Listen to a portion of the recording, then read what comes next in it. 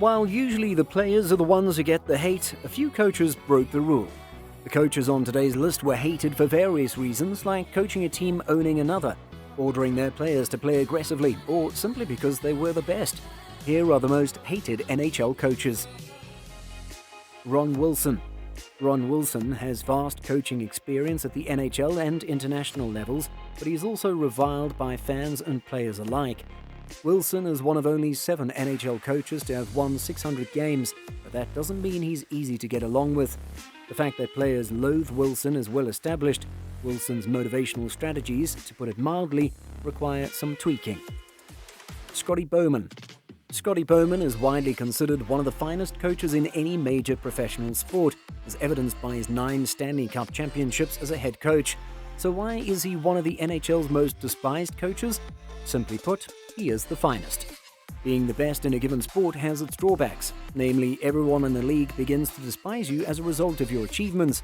If you support the Detroit Red Wings, you undoubtedly like Bowman despite his stern persona behind the bench. After all, he presided over the Wings during their 3-year Stanley Cup run. But if you don't support the Lions, Bowman is undoubtedly someone you despise, even if you don't know why. John Tortorella. John Tortorella is quite likely the most misunderstood coach in the game. Many people see him as an out-of-control jerk who has temper tantrums and engages in petty acts of hostility towards his players. For example, at the 2014 Winter Heritage Classic, backup goalkeeper Eddie Lack was used instead of Roberto Luongo. Or in 2009, when many Capitals supporters heckled him from behind the bench during Game 5 of the 2009 Stanley Cup playoffs, Tort grabbed a water bottle and hurled it towards the fan. He then took a stick from Aaron Voros and attempted to poke the fan through the space between the 2 panes of glass. He was suspended by the league for this. Tort has been penalized numerous times for speaking his views about league officiating, but as replays reveal, he was frequently correct in his critique. He was also the fall guy in the Pierre-Luc Dubois scandal. Many people thought it was a personality clash between the two. Tortorella has a snobbish manner while meeting with members of the press, and becomes easily irritated when asked questions he considers stupid.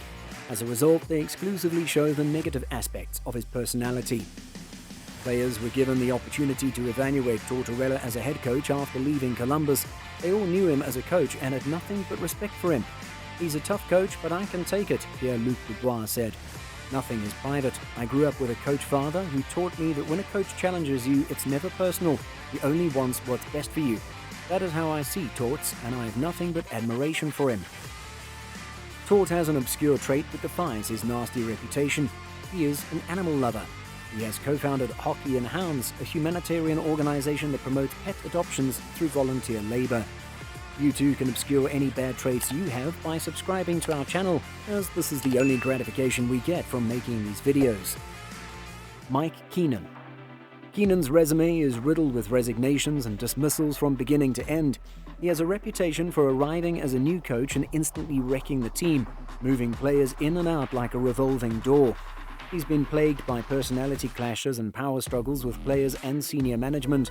He gained the nickname Captain Hook due to his habit of yanking his goalies multiple times during a game. He pulled goaltenders Ron Hextall and Chico Resch 5 times in a single game while with the Philadelphia Flyers. He frequently chastised his star players. No one was exempt from his scrutiny. "Why be content to be a decent player when you may be a great player?" he once asked Trevor Linden. Keenan could be seen forcefully yelling in Brett Hull's ear from behind him while coaching a game in St. Louis, while Hull kept his eyes on the play on the ice, sneering and shaking his head in disapproval. In another example, when the Blues played the Buffalo Sabres, Dale Hawerchuk's dying grandmother went to see him play one last time. Keenan unfairly benched Hawerchuk, prompting Brett Hull to shout at Keenan. Keenan reacted by deposing Hull as captain. Keenan made no concessions, even attacking Wayne Gretzky in St. Louis. He once engaged in a verbal brawl with Sportsnet Canada's Hockey Central analyst and co-host Nick Kyprios. It started with Kyprios criticizing Keenan's coaching style and why he wasn't playing him in certain situations. Keenan simply said, "Nick, you just weren't good enough." Ken Hitchcock. Ken Hitchcock, the head coach of the Dallas Stars, is well recognized for his team's exceptional performance, but he is not the easiest coach for players to like. Hitchcock's forceful attitude works well while leading a squad, but it frequently irritates his players. His time with the Stars ended during the 2001-2002 season, as the team struggled to get off to a good start after making the playoffs the previous year. The conflict between players and management was the most striking aspect of his departure from the squad, as he was voted off the team by the Dallas players. Brian Trottier. Brian Trottier is regarded as one of the greatest Islanders players of all time, but it didn't stop some Islanders fans from turning against him when he took over as Rangers head coach in 2002. Furthermore, it didn't take long for Rangers fans to join Islanders fans in their dissatisfaction with Trottier as their new coach. Trottier's detractors were not limited to spectators. The Rangers front staff sacked him after only 54 games. Wayne Gretzky. We know he's the greatest hockey player of all time, but Wayne Gretzky's coaching attempt in Phoenix was a disaster. Gretzky's ownership position in the Coyotes, the fact that Gretzky brought in his agent to serve as general manager, and Gretzky's contract extension all engendered a great deal of hatred and scorn as the team's head coach. Granted, Gretzky did not have a star-studded squad in Phoenix throughout his coaching career, but it is the head coach's role to motivate a team. With the uncertainty surrounding the team's financial viability, the situation with Gretzky was doomed from the start. Mark Crawford.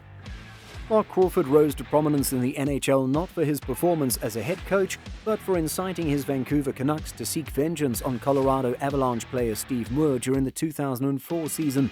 Crawford told his team that Moore's prior game hit on Vancouver's Marcus Naslund should not go unpunished, even though the NHL had examined the play and ruled it acceptable. I'm sure Crawford didn't want his players to kill Moore's career, but that's what happened when Vancouver's Todd Patuzzi drove Moore into the ice and broke 3 of Moore's vertebrae. If that doesn't win you a reputation as a despised NHL coach, not much will.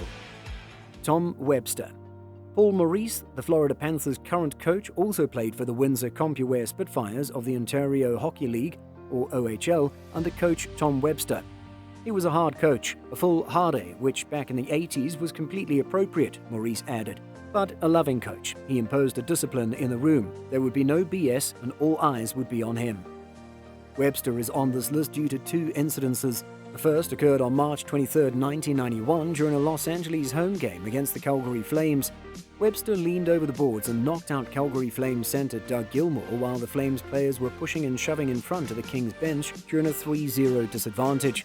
On November 16, 1991, during a game against the Detroit Red Wings, the second occurrence occurred. Webster was so enraged by a call that he hurled a stick from the bench at Kerry Fraser, striking him in the skate. The league imposed a 12-game penalty on Webster. Dale Hunter. Need I say more about Dale Hunter? Many people despise Dale Hunter because of his hit on New York Islanders Pierre Turgeon in the 1993 Patrick Division semifinals. But how did he fare as a coach? Essentially the same. As a player, he was known for being a ferocious competitor on the ice while remaining quiet and reserved in the locker room. He has Hall of Fame credentials as a coach. Dale Hunter was regarded as the little pest in the NHL, and he took that reputation into the OHL. Hunter received a 4-game suspension from the OHL in September 2005 for failing to prevent one of his players from leaving the bench to start a fight during an exhibition game. Hunter was suspended for 2 games and fined $5,000 for off-ice abuse of referees on January 20, 2006. Hunter was fined $5,000 again that year for insulting officials after his London Knights were swept in the playoffs. Hunter was suspended in September 2006 for failing to prevent one of his players from leaving the bench to engage in a brawl during a game. If you've enjoyed this video, click this link to watch a video about the most hated NHL players.